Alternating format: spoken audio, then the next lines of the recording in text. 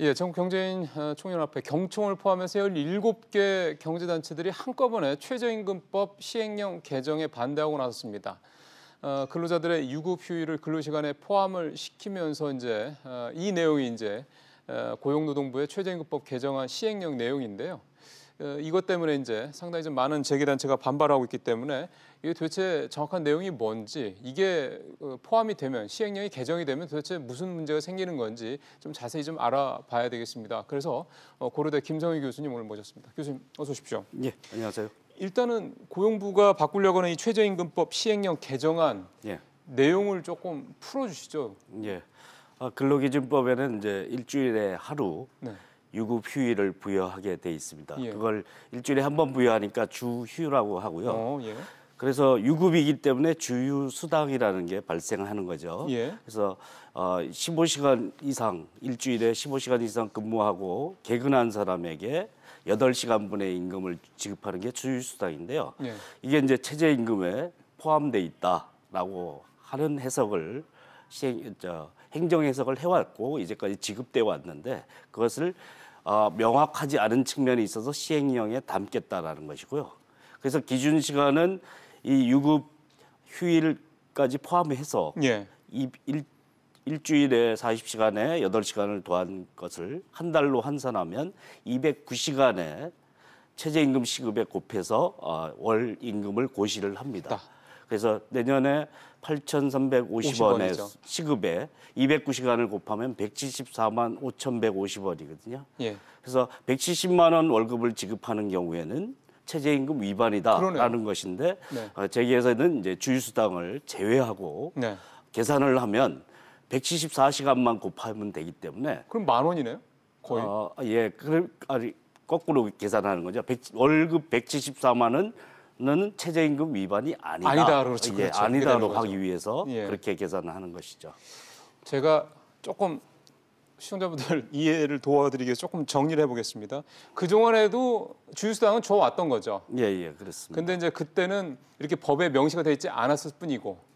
법이 약간 애매한 측면이 있었던 건데 그거를 고용노동부가 시행령을 개정해서 명확하게 하겠다.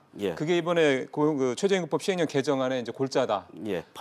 1987년에 최저임금법 제정되면서 시행령에 월 환산 시간이 몇 시간인지에 대해서는 명료하지 않은 측면이 있었습니다. 그래서 이 주휴수당이 포함이 되면 일주일 근로시간이 총 209시간이 되고 그럼 최저임금을 계산할 때 209시간으로 나눠야 되는 거니까 분모가 다르다는 거죠. 근데 지금 재계는 209시간이 아니라 주휴수당을 빼면 174시간이 된다. 그 174시간 가지고 급여를 월급을 나눠야지 최저임금이 나오는데 그 최저임금이 114만 원을 내년 기준으로 넘으면 최저임금법 위반이 아니다. 재계는 그러면 주휴수당을 그동안에는 문제 없다, 특별히 문제 제기를 안 하다가 이번에 주휴수당을 여기서 빼야 된다라고 주장하는 이유는 어떻게 이해를 해야 됩니까? 대법원이 현행 시행령에 나와 있는 문구대로 해석을 하면 유급 주휴수당은 최저임금 산입범위에는 포함되지만 그 계산하는 시간은 실제 근무한 시간만 계산해야 된다. 이렇게 대법원 판결을 내렸습니다. 그래서 보자. 그럼 대법원 판결이 크게 보면 두 가지네요. 그러니까 주휴수당이 최저임금 산입 범위에 들어가는 거는 맞지만, 근데 들어가는 계산하는 시간은 실제로 근무한 시간을 해야 된다. 월 환산 시간에서는 주휴수당까지 합한 35시간의 차이가 나는데요. 35시간분을 시급에 곱한 것이 월 환산 임금이 아니라 그걸 뺀 174시간을 곱한 금액만 최저임금 월 환산 금액이다 이렇게 보는 것이죠. 재계는 쉽게 생각하면 유노동 유임금이고 무노동 무임금 원칙을 적용하라.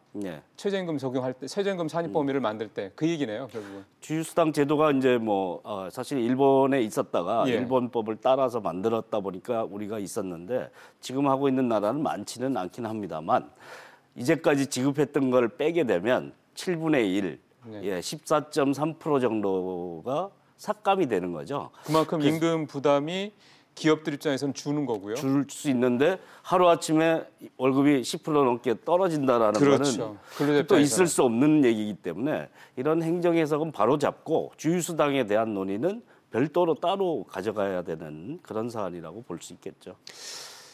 기업들 입장에서 한 가지만 한 번 더 여쭤본다 그러면 기본적으로 일을 하니까 그 앞서 말씀하신 대로 지금 전반적으로 이 주휴수당이라는 거를 최저임금에 넣지 않는 나라들이 훨씬 더 많다라는 걸 감안하면 우리도 이제 이 주휴수당이라는 게 기본적으로 옛날에 월급이 적을 때 이제 그걸 넣었던 거잖아요. 지금 급여 여건을 따지면은 주휴수당을 이제 빼도 되는 게 아니냐 이런 생각도 할 수 있지 않을까 싶어서요. 14.3%가 줄어들기 때문에 올해 이제 내년에 10.9% 올렸지 않습니까? 그럼 마이너스 4%가 된다라는 얘기인데, 그러니까 이것은 이제 전반적인 종합적인 개선책과 함께 마련돼야 되는 일이지 하루아침에 날벼락 같은 일을 만들면 안 되는 일이겠죠. 그래서 최저임금 인상 속도를 조절을 한다라고 하는데 인상 속도를 유지하면서 이제 주휴수당 문제를 같이 거기에 제도 개선을 같이 하는 방법으로 그렇게 논의하지 않는 다음에는 누가 받아들이기가 좀 어려운 일이라고 할 수 있겠죠. 이게 참 명확하군요. 그러니까 주휴수당을 최저임금 산입 범위에 포함을 시키면 기업들 입장에서 봤을 때는 아까 명시적으로 14.3%의 인건비 부담이 줄어드는 거고 완전히 반대로 근로자 입장에서 봤을 때는 바로 내년부터 14.3%의 임금이 줄어드는데 최저임금이 10.9%니까 대략 10.9%가 올라가야 될 임금이 오히려 거꾸로 한 6% 정도가 줄어드는 거니까 임금이 뒷걸음질 치는 이런 결과가 되니 이거는 말씀하신 대로 근로자 입장에서 봤을 때는 정말로 문제가 생기니까 그렇다면은 결국은 좀 대안을 이제는 찾아봐야 되지 않을까 싶습니다, 교수님. 최저임금 인상 속도가 매우 높았다. 그래서 속도 조절을 해야 된다라는 논의가 있는데 전반적으로 이제 산입 범위도 확대를 했지 않습니까? 그것과 주휴수당 문제를 정말 없애는 것이 필요하다라고 생각을 한다면 전체 최저임금의 영향 정도를 어떻게 조절을 하면서 그래서 이 주휴수당을 없애는 차감액을 어떻게 반영할 것인지 이 고민을 하면서 이 제도 개선을 요구를 해야 되겠죠. 그러면은 내년도에도 어쨌든 최저임금위원회가 이제 다시 이제 움직일 거 아니에요? 거기에서 이 부분에 대한 부분까지 좀 내년에는 보완을 해야 된다 이렇게 생각을 하시는 겁니까? 사실은 그러니까 대법원 판결이 엇갈리게 고용노동부의 행정해석하고 엇갈리게 나왔기 때문에 그런데 그는 이제까지 87년에 만들어진 그러니까 불비한 시행령을 고치지 않았기 때문에 생긴 문제라서 그 문제를 가다듬는 문제는 별도로 논의를 하고 최저임금위원회는 관계없이 별도로 논의하고 주휴수당 문제는 더 큰 문제죠. 아주 따로 전반적인 최저임금 구조 개선에 대한 논의를 열 때 다뤄야 되는 사안이고 이 사안을 계기로 해서 뭐 그 얘기까지 하기에는 출발점이 너무 다르기 때문에 좀 어려운 일이고 그다음에 영향 정도가 너무 크지 않습니까? 7분의 1, 14.3%라면 이게 뭐 일방적으로 누가 이런 제도 개선 때문에 희비가 엇갈리는 일이 발생하는 것은 국가 제도 정책에서 있을 수 있는 일은 아니기 때문에 그래서 전반적인 그 제도 개선에 대한 방향을 논의하는 자리를 별도로 열어야 됩니다. 이를테면은 경제사회노동위원회 같은 데서 이런 거를 안건으로 해서 좀 협의를 할 필요가 있다는 말씀이신 거죠, 일종의. 이를테면 경제사회노동위에서 다루는 게 이제 당사자가 다 들어와 있으니까. 이게 진짜 이번에 만약에 이를테면 내년에라도 이 문제에 대해서 명확하게 그 뭐 노동계와 이 재계 간에 어느 정도 합의점이 만들어지지 않으면 이 문제는 앞으로도 계속해서 논란의 여지가 있다라는 거 아닙니까?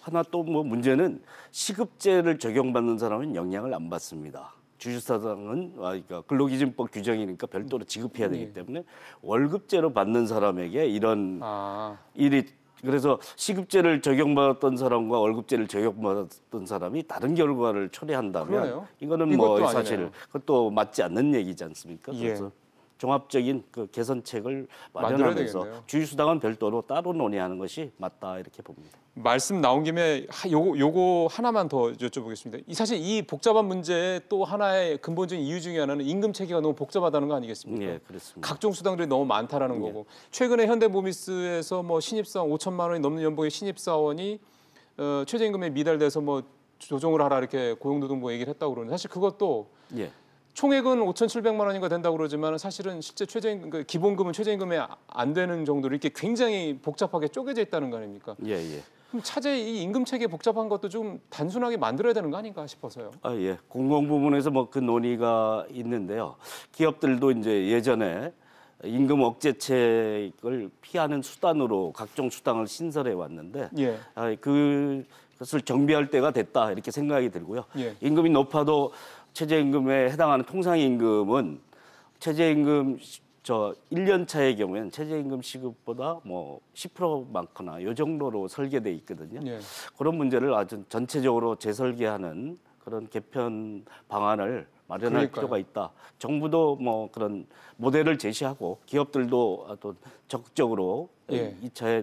이번 기회에 임금 체계를 개편하는 그러니까요. 그런 논의를 하는 것이 필요하다고 봅니다.